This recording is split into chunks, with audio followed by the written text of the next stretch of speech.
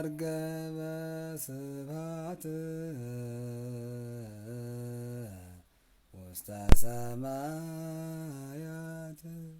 ወነበረ በየማነ አቡሁ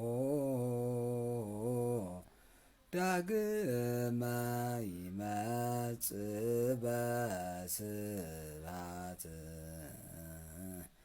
ይኰንን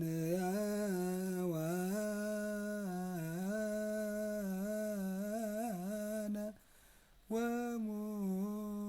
ወሙታነ። በምስጋና አረገ፣ በአባቱም ቀኝ ተቀመጠ። በምስጋና በእልልታ አረገ፣ በአባቱም ቀኝ ተቀመጠ። በአባቱ ቀኝ የሚያሰኘው ክብሩ ከአባቱ ጋር ትክክል መሆኑን ሲያሳይ ነው። በአባቱ ቀኝ ተቀመጠ ሲለው እንደ እንግዳ ስለለበሰው ስጋ አስቀድሞ ምድራዊ ነበረ። ይህን ምድራዊ ስጋ ለብሶ ከመለኮታዊ ባህሩ ጋር አዋህዶ ለስጋ ልልና ለስጋ እርገት ይነገርለታል። መለኮታዊ ባህሪ እግዚአብሔር ግን ቀድሞም ከአብ ከመንፈስ ቅዱስ አልተለየም። በአባቱም ቀኝ ተቀመጠ። ስለ ክብሩ ስለ ትክክልነቱ በአባቱም ቀኝ ተቀመጠ። እንዲሁም ልጅ ፈጽም የተባለውን የፈጸመ እንደሆነ እና ልጄ በዚህ ተቀመጥ ተብሎ በክብር ከአባቱ ጋር ተካክሎ ይቀመጣል። እንደዛ ምሳሌ ፈቃዱ የአባቱም የሱም የመንፈስ ቅዱስም ፈቃድ ቢሆንም ስራውን ከፈጸመ በኋላ ግብረ ዘዋሃብከኒ ፈጸምኩ ብሎ እኩል መሆኑን ከአባቱ ጋር ፈቃዱንም የአባቱንም ፈቃድ የመንፈስ ቅዱስም ፈቃድ እንደፈጸመ ማሳያ ነው። ዳግመ ይመጽእ በስብሐት ይኰንን ሕያዋነ ሙታነ፣ ሕያዋንን ሙታንን ይገዛ ዘንድ ወይም ይፈርድባቸው ዘንድ ይፈርድላቸውም ይፈርድባቸውም ዘንድ በሕያዋንና በሙታን በጻድቃን በኃጥአን ላይ ዳግመኛ ይመጣል።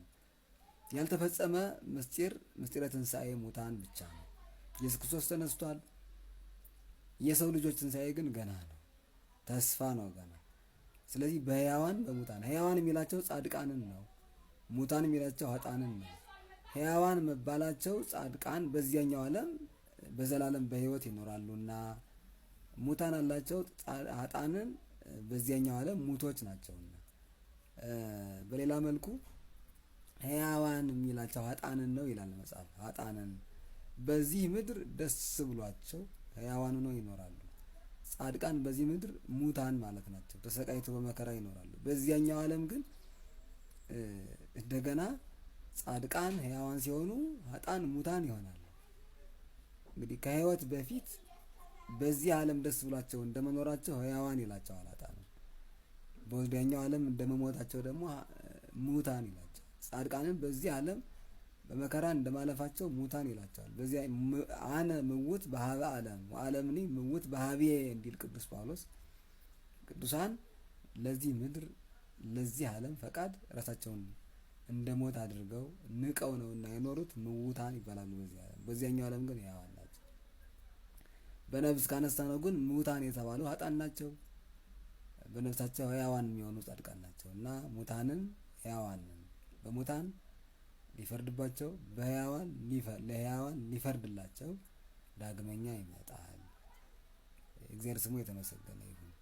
ምስጢራትን ሁሉ ፈጽሞ ከመወለድ እስከ እርገት ድረስ ፈጽሞልን ድነታችን እውን ያደረገልን እንደ ትሕትናው በትሑት ሰብእና እንደምንኖር መከራ እንደመቀበሉ መከራ እንዳለብን የነገረን እንደገና በትንሣኤው ትንሣኤ እንዳለን ክቡራን እንደሆን በስብሰን ፈርሰን እንደማንቀር ያስረዳን የገለጸልን ትንሣኤያችንን ያወጀልን እንደገና በእርገቱ ልዕልናችን የነገረን እኛ ትሑታን ብቻ ሳይሆን ልዑላንም ነንና በዚህ ደስ ይበለን።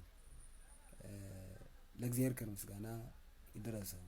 እንደ ፈቃዱ ኖረን ሕያዋን ከተባሉት ከጻድቃን እንዲደምረን የእግዚአብሔር ፈቃድ ይሆን። ይቆያል።